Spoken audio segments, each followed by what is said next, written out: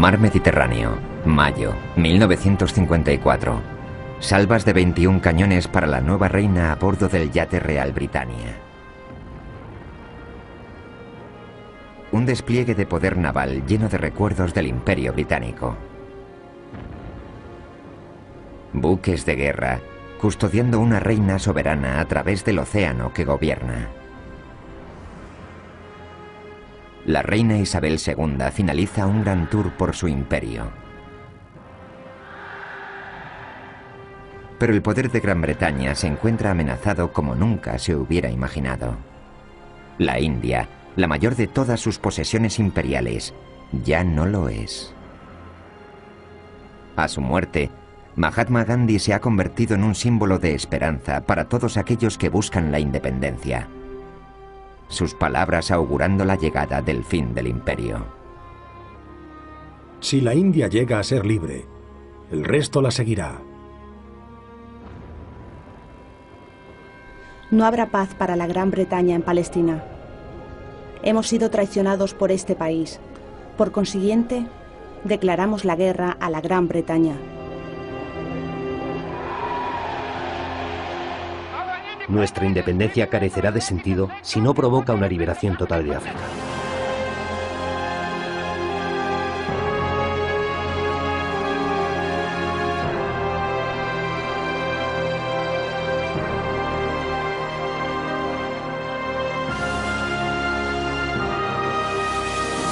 El Imperio Británico a color. Vientos de cambio.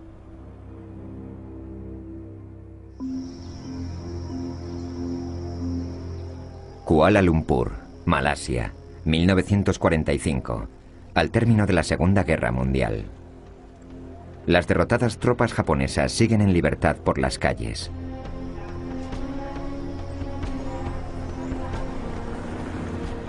...13 de septiembre... el general Yoshuri Ishigura oficialmente declara la rendición de todas las fuerzas japonesas en Malasia al general británico Aubrey Roberts. El Imperio Británico en el lejano oriente ha sido restaurado. Las tropas imperiales desfilan celebrándolo. Entre ellos, hombres del ejército antijaponés del pueblo de Malasia que han luchado como parte del imperio. Pero en solo 3 años, muchos de estos soldados se verán envueltos en una amarga lucha contra las fuerzas británicas, en un intento comunista de tomar el mando sobre Malasia.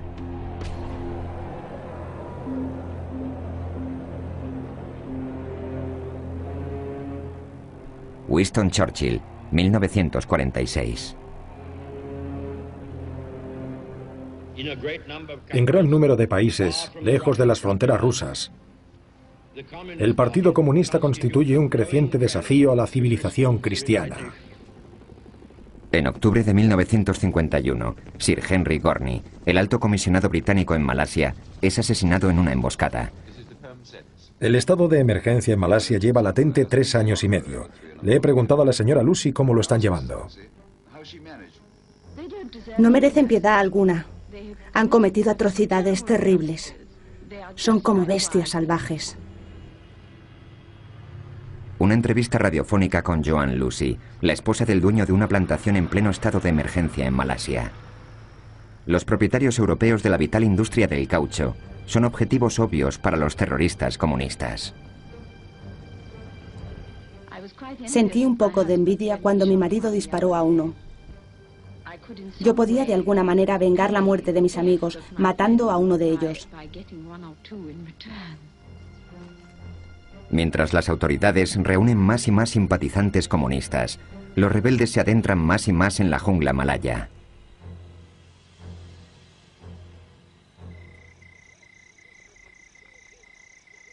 Bruce Leaming, un teniente de 19 años con la infantería ligera de los Highlands, en su primera misión en la jungla, abril de 1953. Patrullando y durmiendo en la jungla. Lluvias torrenciales, pantanos, sanguijuelas, mosquitos, calor agobiante por todo el cuerpo. No hemos parado de sudar desde que dejamos Adén. Sueño constantemente con la nieve y el frío. Oh, andar libremente con mi kilt de nuevo, en lugar de este pegajoso y empapado uniforme de camuflaje.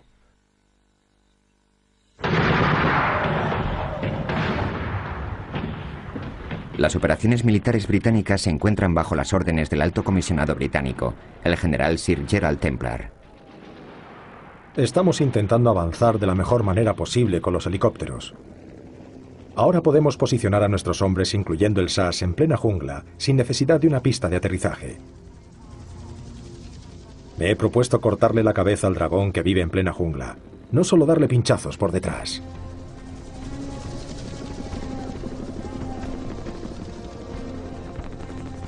Los británicos son los pioneros en la utilización de helicópteros para la ofensiva en la jungla. Más de 45.000 soldados imperiales son desplegados.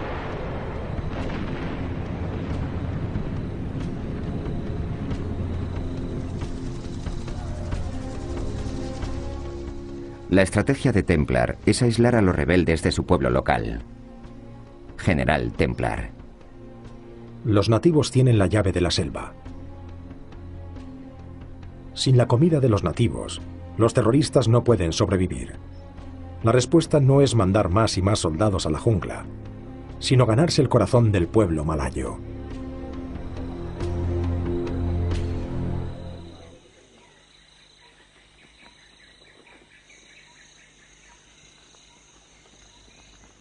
Decididos a no dejar que Malasia caiga en manos comunistas, los británicos dirigen una costosa campaña contra la insurgencia que durará 9 años.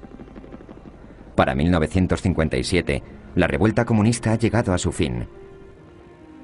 Más de 6.500 rebeldes comunistas murieron.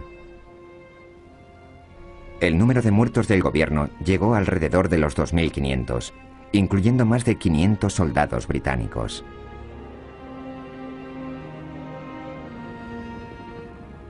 El mismo año, Gran Bretaña le otorga la independencia a Malasia. El líder de la Alianza Democrática Malaya y su primer ministro, Tunku Abdul Rahman. Miremos hacia el este o hacia el oeste. Siempre seremos amigos de Gran Bretaña. En tan solo 12 años, tras la victoria en la Segunda Guerra Mundial, el Imperio Británico ha desaparecido del lejano Oriente.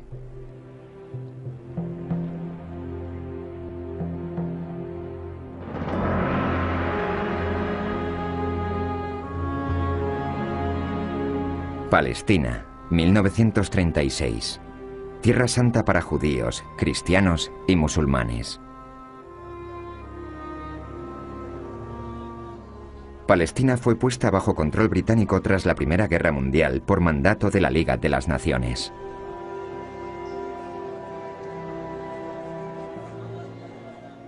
En 1917, el ministro de Asuntos Exteriores Arthur Balfour declaró su simpatía por la idea de que los judíos tuvieran un hogar nacional en Palestina.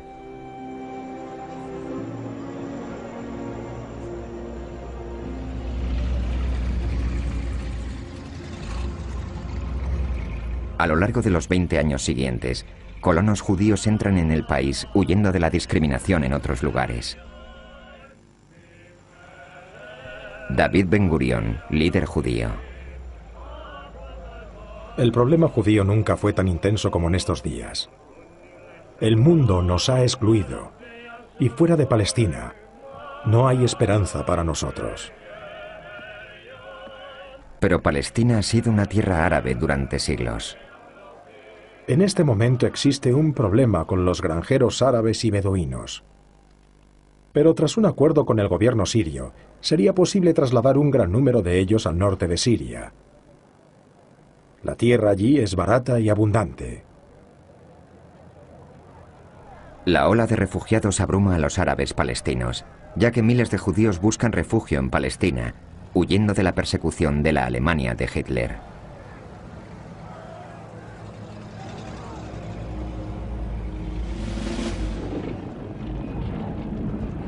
En abril de 1936, los árabes provocan una revuelta contra el creciente número de inmigrantes judíos.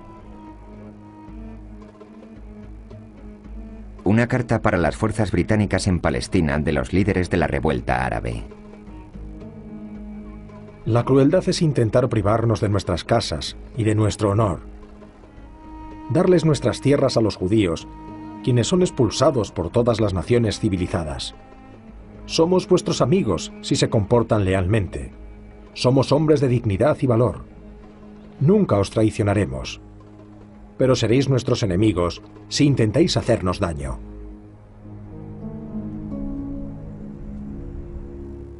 Tras los ataques árabes, los judíos se arman y se parapetan en sus asentamientos.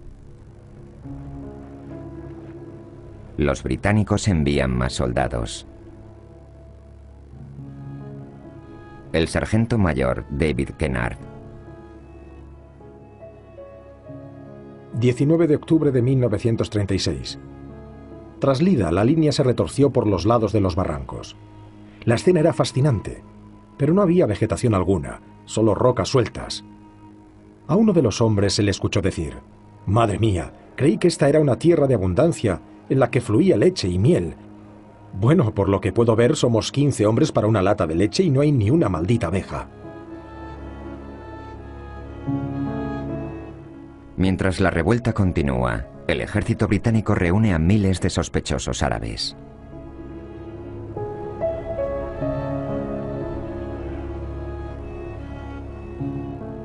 El batallón entero acordonó Silwan.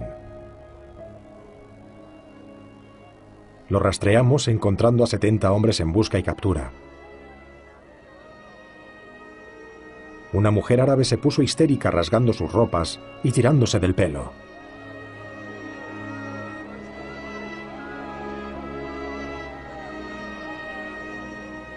Me quedé detrás para ayudar a nuestro informador. Tuvimos dificultades para marcharnos porque las mujeres habían soltado a algunos prisioneros y habían intentado linchar a nuestro informador. Los sospechosos árabes son internados en campos de detención. Un joven líder árabe. En los viejos tiempos, los árabes nunca pusieron pegas a los judíos. Nadie argumentaba que fuera suyo el muro de las lamentaciones, ni lo que significaba para ellos. Pero cuando los judíos se convirtieron en sionistas, la cosa cambió. Ahora son arrogantes y agresivos. Nuestra relación con ellos es imposible.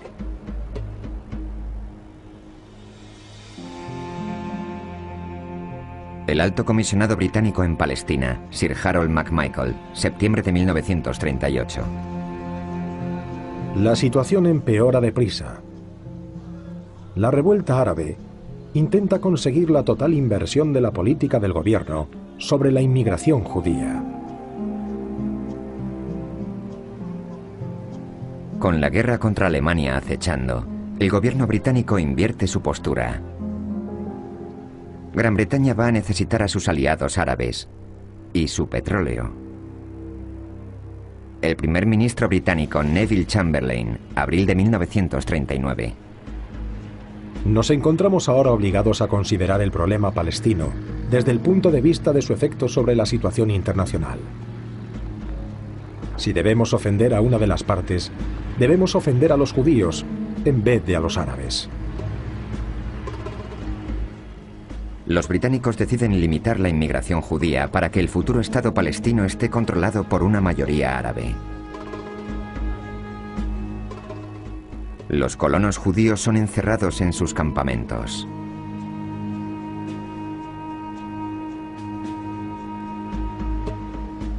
El coronel Richard Maynard Hagen, un oficial británico en servicio en Palestina durante la Primera Guerra Mundial.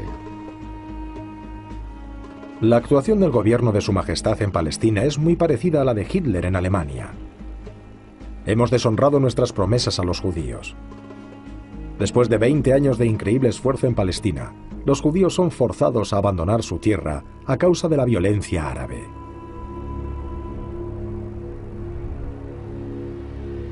Pero será la violencia de la Segunda Guerra Mundial la que cambiará para siempre la historia de Palestina. 6 millones de judíos mueren en el Holocausto.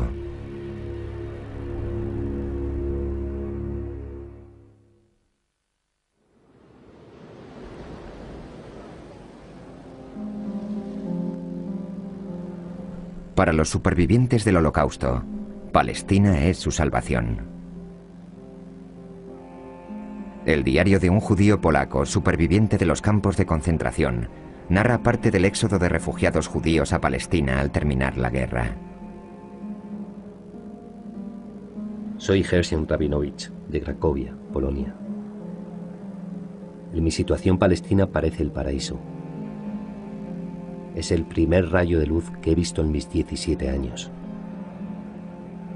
Es difícil explicar lo que vemos cuando nuestro barco llega a la tierra prometida, porque nuestros ojos están llenos de lágrimas.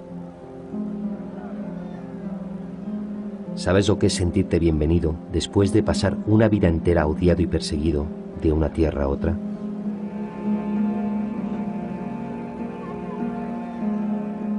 Pero los británicos siguen intentando imponer su política preguerra de limitar la inmigración judía.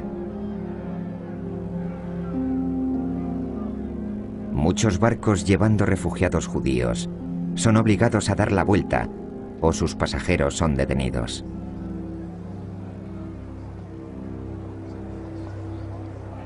John Watson, un soldado de Hampshire en servicio en Haifa. Intenté ponerme en la piel de una de esas pobres personas, quienes han sufrido durante años los campos de concentración, el hambre y la miseria.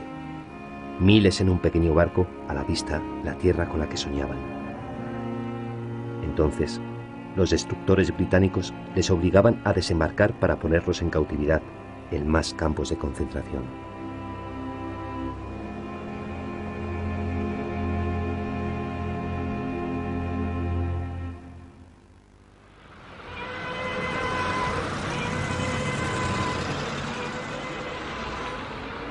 A finales de 1945, las fuerzas británicas en Palestina se encuentran en medio de una revuelta judía aún más violenta que la revuelta árabe de la preguerra. Las fuerzas de defensa judías, el Haganah, y su rama terrorista, el Lehi, intentaron forzar a las autoridades británicas a abrir las fronteras de Palestina para los miles de judíos desesperados por entrar en su país. Geula Cohen, un miembro del Lehi. No habrá paz para la Gran Bretaña en Palestina. Los luchadores judíos atacarán a su gente. Hemos sido traicionados por la Gran Bretaña, por lo tanto os condenamos.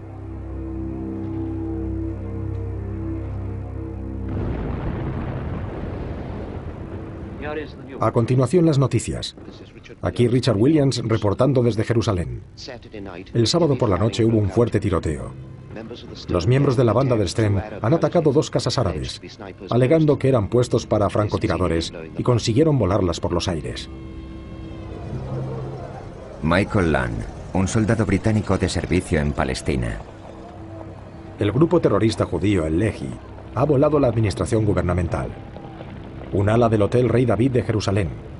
Cientos se han dado por muertos, muchos otros heridos. Entre los muertos hay árabes, judíos y británicos. Hay algo particularmente obsceno en el asesinato indiscriminado por parte de terroristas que posan como luchadores por la libertad.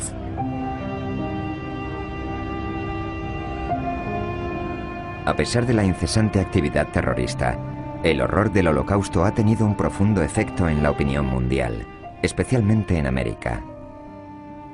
No hay demasiados que apoyen que los británicos continúen involucrados.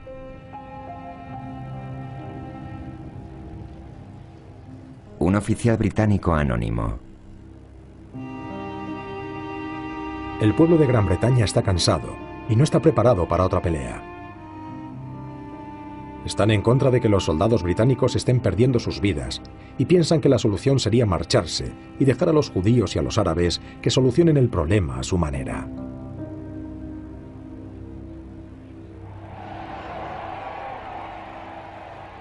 En septiembre de 1947, el gobierno británico abandona su mandato en Palestina. Ernest Bevin, secretario de Asuntos Exteriores británico. Hemos decidido que somos incapaces de imponer una solución propia. La única vía abierta para nosotros ahora mismo es dejar que el problema sea juzgado por las Naciones Unidas.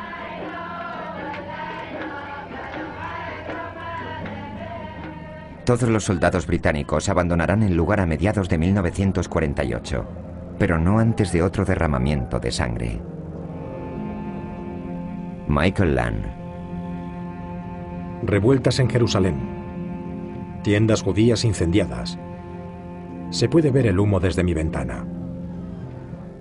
Se ha impuesto el toque de queda en las zonas árabes. Los judíos dicen que son capaces de proteger un nuevo Estado y mantener el orden. Los árabes nos dicen: no tenemos ningún problema con vosotros, iros a casa, ingleses, y nosotros tiraremos a los judíos al mar. ¿Qué deparará el futuro? Desde luego parece bastante sombrío. 14 de mayo de 1948. El nuevo Estado de Israel es proclamado bajo el mandato del primer ministro, David Ben-Gurión. Bajo las fuerzas de la resolución de las Naciones Unidas, yo declaro el asentamiento de un Estado judío en Eretz Israel, conocido como el Estado de Israel. El nuevo Estado judío se ve de inmediato agitado por la guerra, con su propia población árabe y sus vecinos árabes, Egipto, Siria y Jordania. En 6 meses, el ejército civil galvanizado de Israel se lleva la victoria en todos los frentes.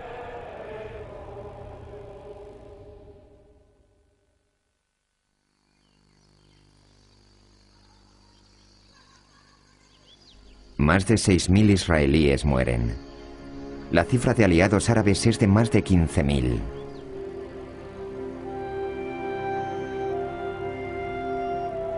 $700.000 árabes palestinos huyen del nuevo Estado de Israel. Sibiha Abu Latifa. Queríamos escapar antes de que los judíos nos reconocieran. Temíamos que nos dispararan. Solo nos llevamos unas cuantas prendas. No pensábamos que nos estábamos yendo para siempre.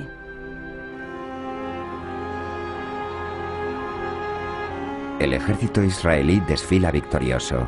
El gobierno británico de 30 años en Tierra Santa ha llegado a su ignominioso final. Richard Meinerzhagen. El gobierno británico ha abandonado Palestina igual que la India. Hemos tenido que marcharnos odiados por todos. Hemos dejado atrás un odio que no morirá por muchas generaciones. Es una deslumbrante confesión de fracaso, sin precedentes en la historia de nuestro imperio.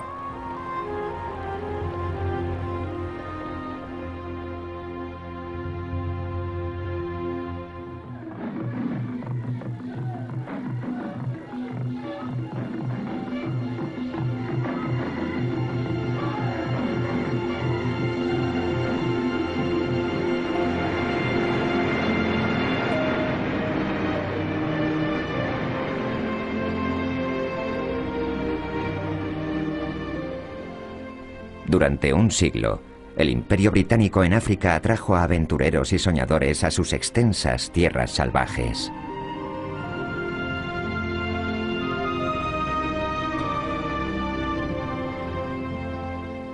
Errol Whittle se asentó en el este de África después de la Segunda Guerra Mundial. La vida en Inglaterra puede haberse convertido en un negocio bien organizado, pero África nunca cambia. Cada día allí trae un nuevo encantamiento que sobrecoge la imaginación.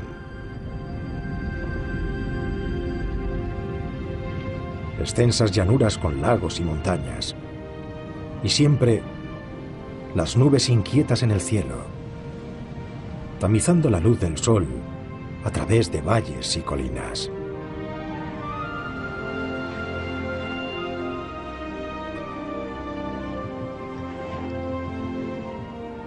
Para muchos, el Imperio Británico en África es una oportunidad para enseñar y curarse. La hermana Mary Ignatius, Uganda, 1954. Nuestra vida en África es muy humilde. Apreciamos las cosas sencillas de la vida. No necesitamos mucho más. El gozo que encontramos, que hace que nuestro trabajo haya valido la pena, lo hacemos en los niños. Tienen tan poco, tan pocas oportunidades, y encima ciegos. Es una tragedia. Además de medicina y educación, los británicos también trajeron el cristianismo. Un misionero escocés en Uganda en los años 50, Gordon Robertson. Las razas herejes de África han perdido sus almas. Sufren porque no han escuchado la palabra de nuestro Señor Jesucristo. El Evangelio es lo único que puede salvarles. Miles de profesores, médicos y misioneros dedican sus vidas a servir al imperio. Los enfermos, los analfabetos y las supuestas almas perdidas.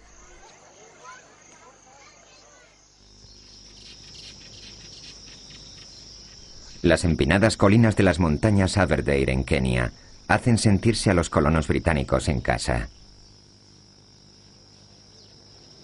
Empezaron a ser conocidas como las Tierras Altas Blancas, pero también son el hogar de la tribu Kikuyu.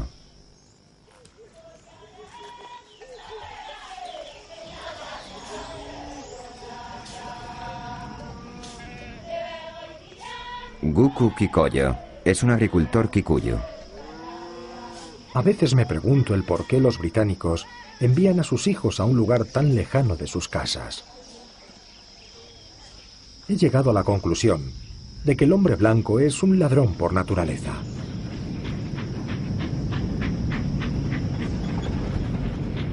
Sherry Lander, una viuda que lleva su propia granja en la falda del monte Elgon, es una pionera del café. Kenia nunca habría existido si no hubiera sido por los colonos, lo suficientemente duros como para aguantar los terribles primeros años.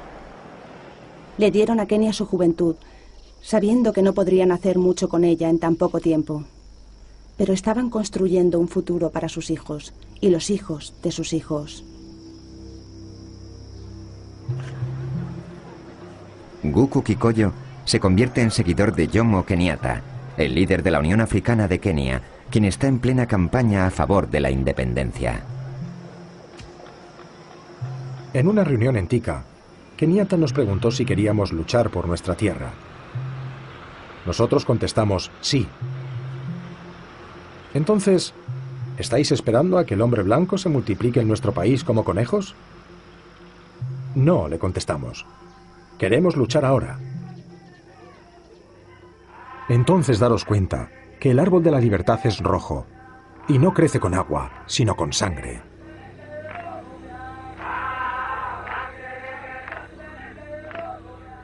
Kenyatta se convierte en cabecilla del nacionalismo kenyatta, pero tras él surge un movimiento mucho más radical: Mau Mau.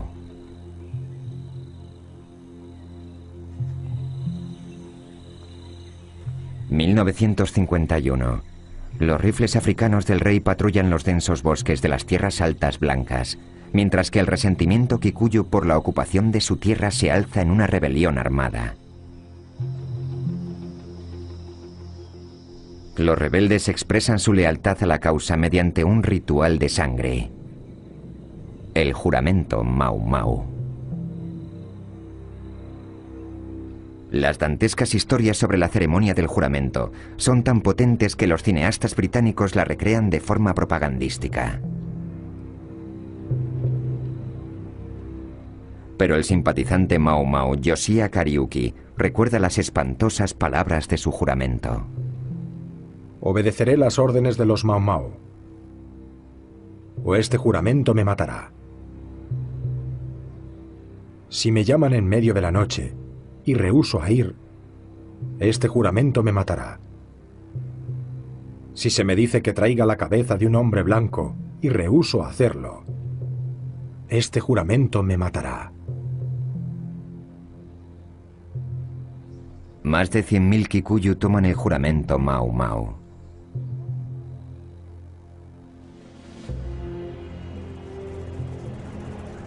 Sir Michael Blundell, líder de los colonos blancos de Kenia. 20 de octubre de 1952. El gobernador pidió verme en su despacho en la Casa del Gobierno. Allí me dijo que se había declarado el estado de emergencia y que un batallón del ejército llegaría a Kenia por aire. Resaltó los preparativos para el arresto y detención de 187 cabecillas del Mau Mau, incluido Kenyatta. En diciembre, Kenyatta va a juicio. Por ahora, los Mau Mau han empezado a atacar y matar a los colonos blancos.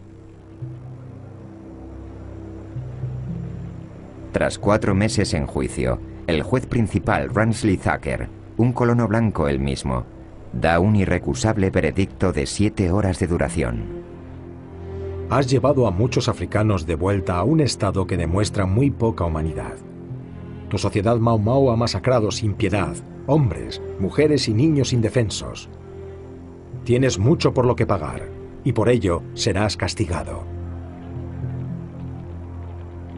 Kenyatta es condenado a 7 años de trabajos forzosos. Thacker vuela a Gran Bretaña inmediatamente después del juicio, tras recibir 20.000 libras del gobierno para facilitar su reubicación permanente en Inglaterra.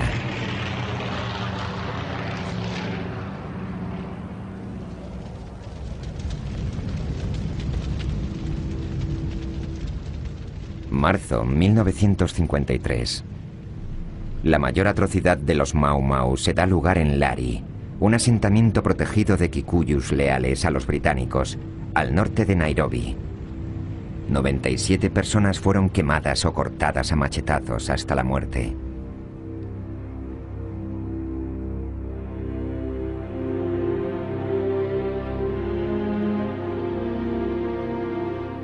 El gobierno informa sobre la masacre.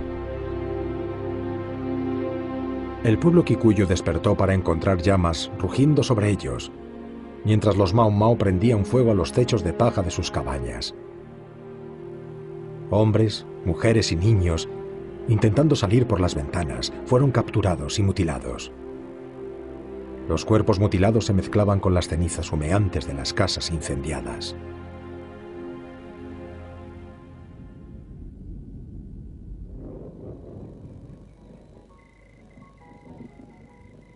Los granjeros blancos y sus familias siguen siendo atacados bajo el manto de oscuridad sobre sus aisladas granjas.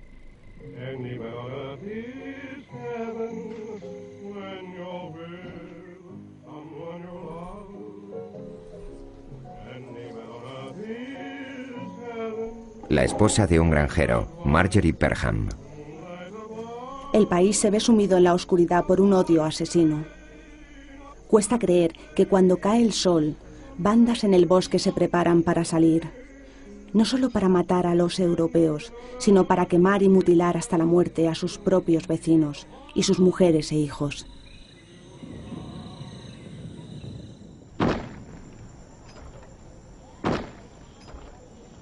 Los europeos forman grupos de vigilancia. Su política confesa: disparar nada más ver. Los Kikuyu han de vivir en aldeas protegidas vigiladas por la leal Guardia Kikuyu, dejando a los Mau Mau aislados en los bosques.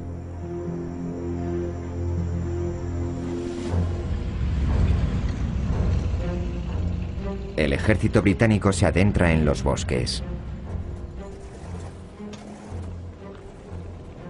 La Real Fuerza Aérea Británica patrulla sobre el cielo de estos bosques.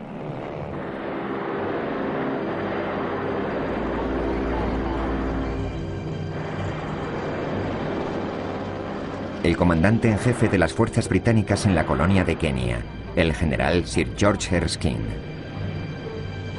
16 de octubre de 1953.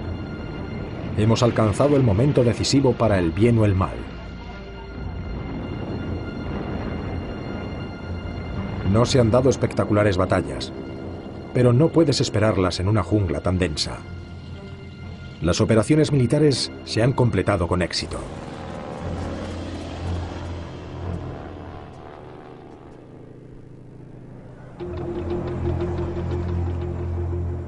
Se impone la ley marcial.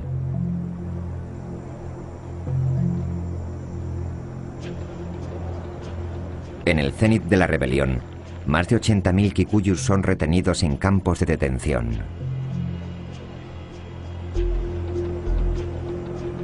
Uno de ellos, Yoshia Kariuki.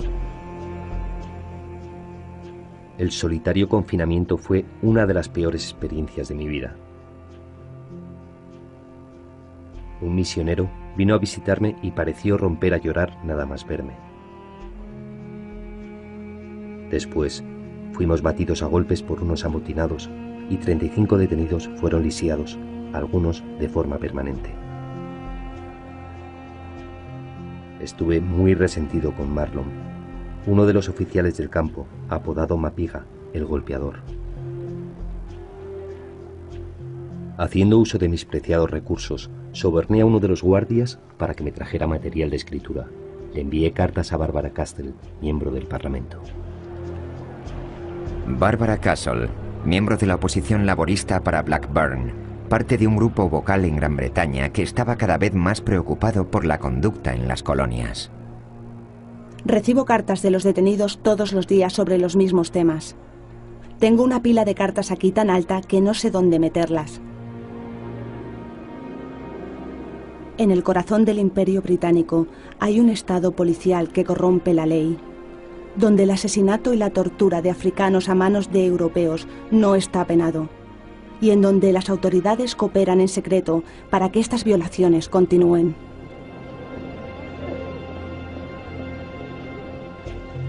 Las críticas hacia la actuación británica tienen poco impacto en Kenia.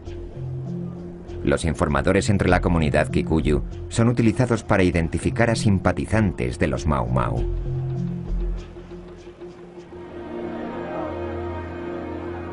Médicos hechiceros leales son reclutados para administrar rituales de limpieza, supervisados por los clérigos británicos.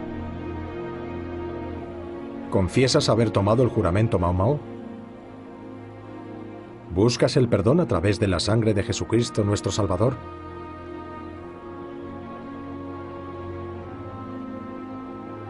¿Afirmas que mediante la ayuda y la gracia de Dios procesarás la fe en Cristo y lucharás contra el mundo, la carne y el diablo?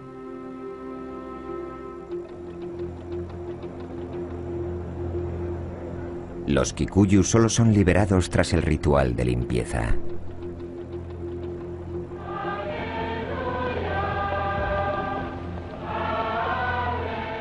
En mayo de 1955, Geoffrey Fisher, arzobispo de Canterbury, visita Kenia para conmemorar a los muertos entre la leal guardia Kikuyu.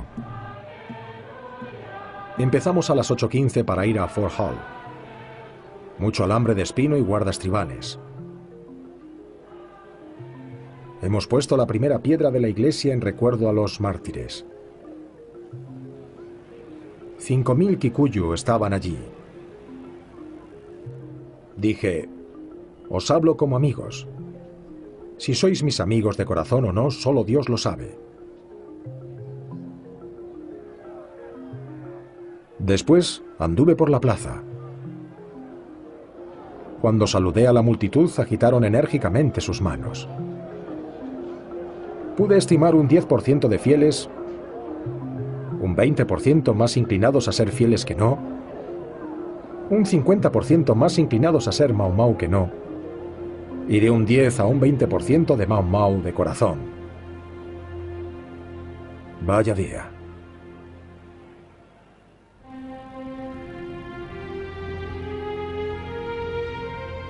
Más de 2.000 personas leales al gobierno británico murieron durante la rebelión Mau Mau, incluidos 95 europeos. El balance de muertos Mau Mau fue de más de 11.000. Durante los juicios masivos, 1.000 detenidos fueron ejecutados.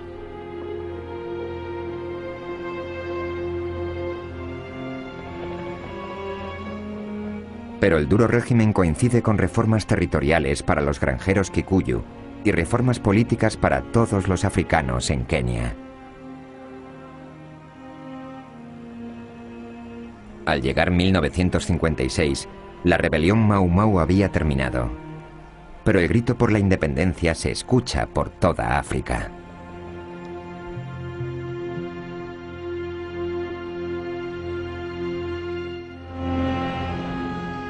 Nigeria, 1943. La colonia británica más grande de África. Las minas de hierro de la meseta Jos. La cruda realidad del imperio. Michael Grayson, un oficial de educación. La tribu local, los Pilgani, son unas excelentes personas. Su única vestimenta son hojas por delante y por detrás. Me han comentado que estas hojas se cambian todos los días y que hay varios estilos según el tipo de hoja y su colocación.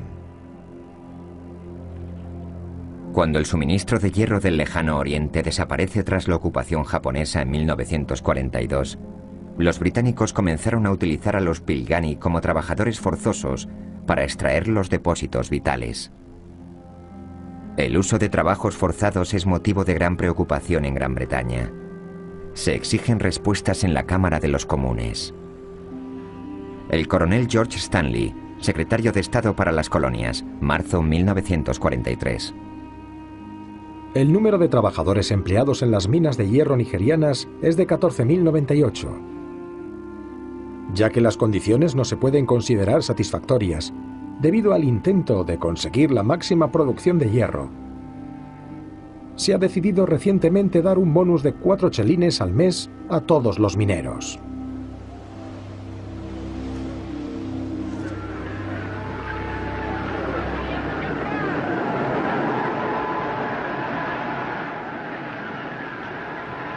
La política británica para el imperio en África tras la Segunda Guerra Mundial planeó un movimiento gradual hacia la independencia, pero solo después de 20 o 30 años. No obstante, como en Kenia, la impaciencia hacia el gobierno británico crece en el oeste africano. El líder nacionalista de la Costa Dorada, Kwame Nkrumah. A pesar de los buenos sentimientos pregonados por los imperialistas, el imperio no es nada más que la esclavitud de un país a otro. La Costa Dorada es un país esclavizado. Debemos deshacernos de las garras paralizadoras del poder imperialista.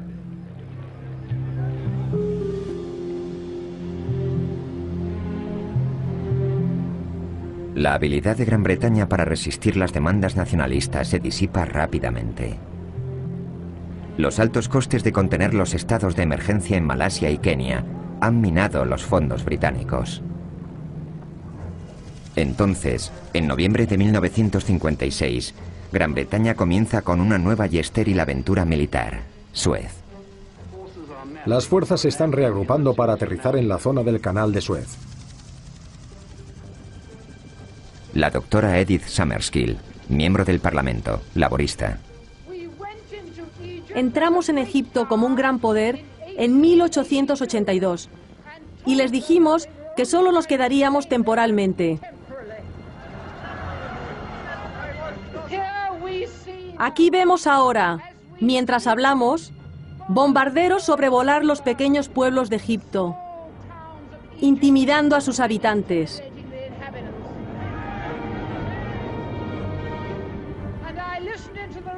Y he escuchado la radio ahora mismo y se nos dice lo maravilloso que es el lograr intimidar a un pequeño país cuya única fuente de riqueza es un río y un canal.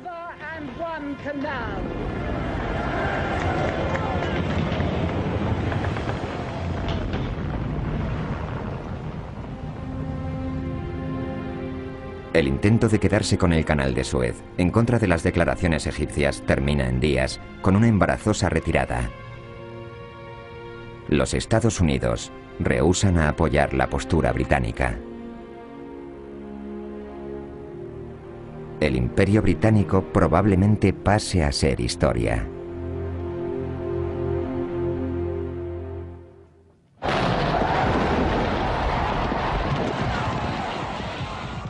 Casi simultáneamente se anuncia que la independencia de la Costa Dorada tendrá lugar en un año.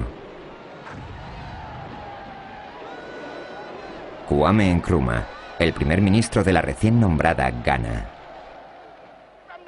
Desde ahora hay un nuevo africano en el mundo. Ese nuevo africano está preparado para luchar y mostrar que al final el hombre negro es capaz de manejar sus propios asuntos.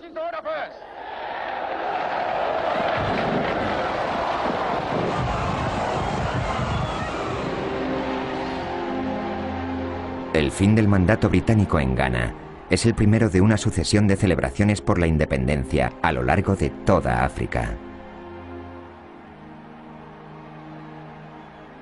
El primer ministro británico Sir Harold Macmillan, en un tour por África en 1960. Hemos presenciado el despertar de una conciencia nacional en personas que durante siglos han vivido en la dependencia bajo alguno u otro poder. Los aires de cambio están soplando a través de este continente. Y nos guste o no, este auge de conciencia nacional es un hecho político. Entre 1957 y 1968, 12 colonias del Imperio Británico en África serán independientes. En 1963 es el turno de Kenia. Jomo Kenyatta, liberado de su encarcelamiento, es el nuevo líder de Kenia. Este es uno de los días más felices de mi vida. El periodista británico James Cameron presencia las celebraciones por la independencia de Kenia. Los europeos que una vez declararon que la solución a los problemas de Kenia se encontraba en el ahorcamiento público del señor Kenyatta, ahora están escuchando. Todo irá bien, mientras no le pase nada a Jomo. Kenia está a punto de averiguar, como todos sus predecesores averiguaron, que el milagro de la libertad trae tantos problemas como soluciones.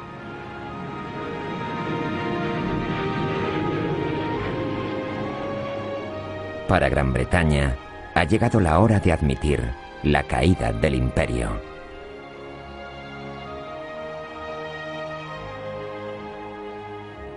Exsecretario de Estado de los Estados Unidos, Dean Acheson. Gran Bretaña ha perdido un imperio y aún no ha encontrado su rol. Un rol como cabeza de una mancomunidad que no tiene fuerza, que está derrotada. Gran Bretaña, intentando trabajar sola entre Estados Unidos y Rusia, dirige una política tan débil como su poder militar. El gobierno de Su Majestad ahora está intentando entrar en Europa. Sabia elección, bajo mi punto de vista.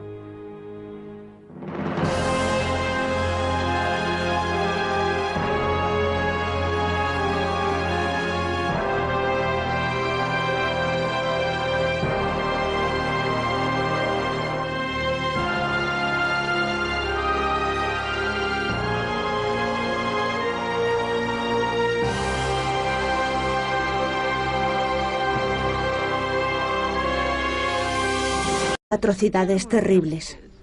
Son como bestias salvajes. Una entrevista radiofónica con Joan Lucy, la esposa del dueño de una plantación en pleno estado de emergencia en Malasia. Los propietarios europeos de la vital industria del caucho son objetivos obvios para los terroristas comunistas. Sentí un poco de envidia cuando mi marido disparó a uno. Yo podía de alguna manera vengar la muerte de mis amigos, matando a uno de ellos. Mientras las autoridades reúnen más y más simpatizantes comunistas, los rebeldes se adentran más y más en la jungla malaya.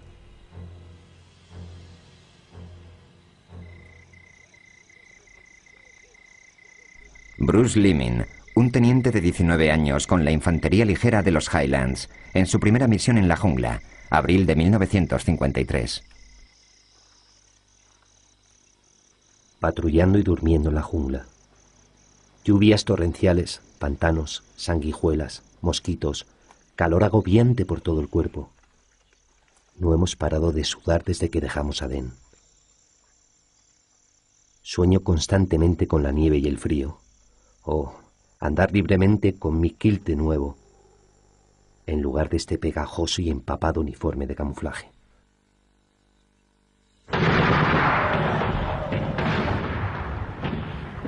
Las operaciones militares británicas se encuentran bajo las órdenes del Alto Comisionado británico, el general Sir Gerald Templar. Estamos intentando avanzar de la mejor manera posible con los helicópteros. Ahora podemos posicionar a nuestros hombres, incluyendo el SAS, en plena jungla, sin necesidad de una pista de aterrizaje. Me he propuesto cortarle la cabeza al dragón que vive en plena jungla.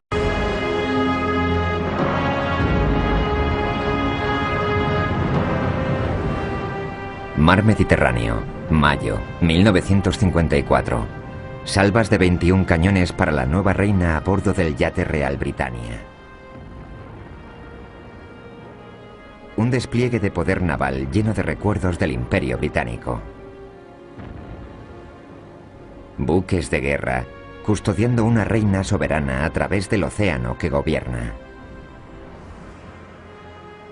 La reina Isabel II finaliza un gran tour por su imperio. Pero el poder de Gran Bretaña se encuentra amenazado como nunca se hubiera imaginado. La India, la mayor de todas sus posesiones imperiales, ya no lo es. A su muerte, Mahatma Gandhi se ha convertido en un símbolo de esperanza para todos aquellos que buscan la independencia. Sus palabras augurando la llegada del fin del imperio. Si la India llega a ser libre, el resto la seguirá. No habrá paz para la Gran Bretaña en Palestina. Hemos sido traicionados por este país. Por consiguiente, declaramos la guerra a la Gran Bretaña. Nuestra independencia carecerá de sentido si no provoca una liberación total de África.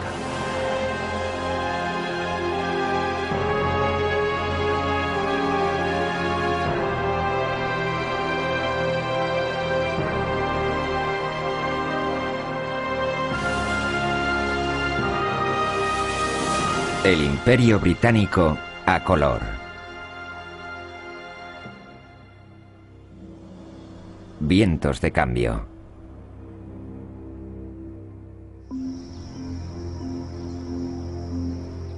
Kuala Lumpur, Malasia, 1945, al término de la Segunda Guerra Mundial. Las derrotadas tropas japonesas siguen en libertad por las calles.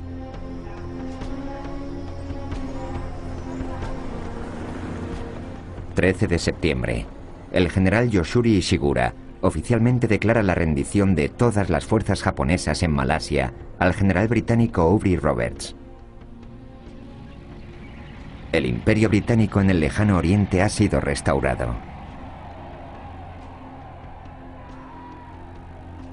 Las tropas imperiales desfilan celebrándolo. Entre ellos, hombres del ejército antijaponés del pueblo de Malasia que han luchado como parte del imperio. Pero en solo 3 años, muchos de estos soldados se verán envueltos en una amarga lucha contra las fuerzas británicas, en un intento comunista de tomar el mando sobre Malasia.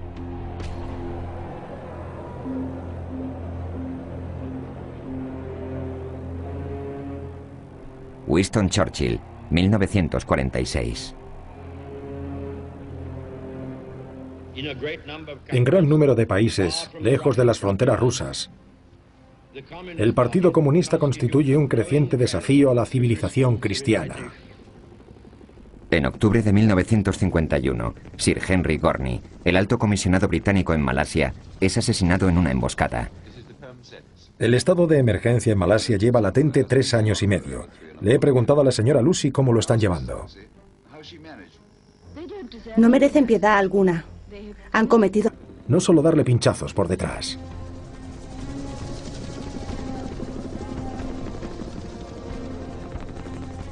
Los británicos son los pioneros en la utilización de helicópteros para la ofensiva en la jungla. Más de 45.000 soldados imperiales son desplegados.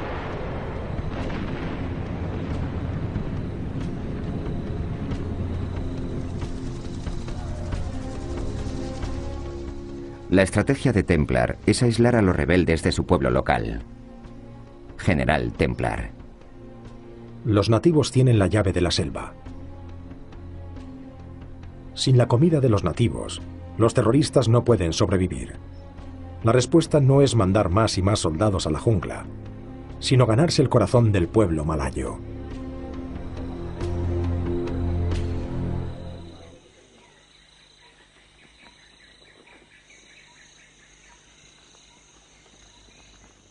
Decididos a no dejar que Malasia caiga en manos comunistas, los británicos dirigen una costosa campaña contra la insurgencia que durará 9 años. Para 1957, la revuelta comunista ha llegado a su fin. Más de 6.500 rebeldes comunistas murieron.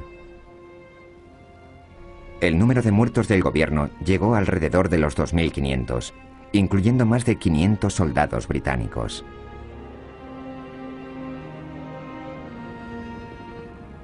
El mismo año, Gran Bretaña le otorga la independencia a Malasia. El líder de la Alianza Democrática Malaya y su primer ministro, Tunku Abdul Rahman. Miremos hacia el este o hacia el oeste. Siempre seremos amigos de Gran Bretaña.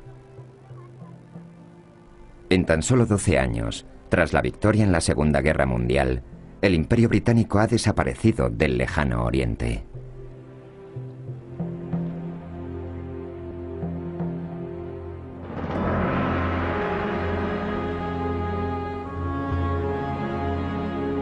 Palestina, 1936.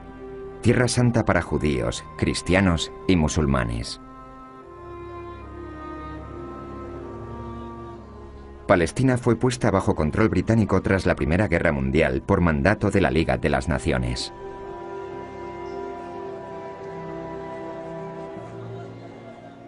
En 1917, el ministro de Asuntos Exteriores Arthur Balfour declaró su simpatía por la idea de que los judíos tuvieran un hogar nacional en Palestina.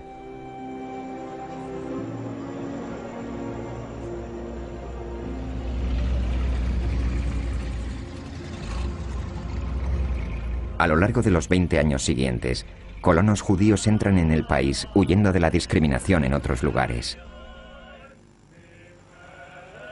David Ben Gurion, líder judío. El problema judío nunca fue tan intenso como en estos días. El mundo nos ha excluido, y fuera de Palestina, no hay esperanza para nosotros. Pero Palestina ha sido una tierra árabe durante siglos.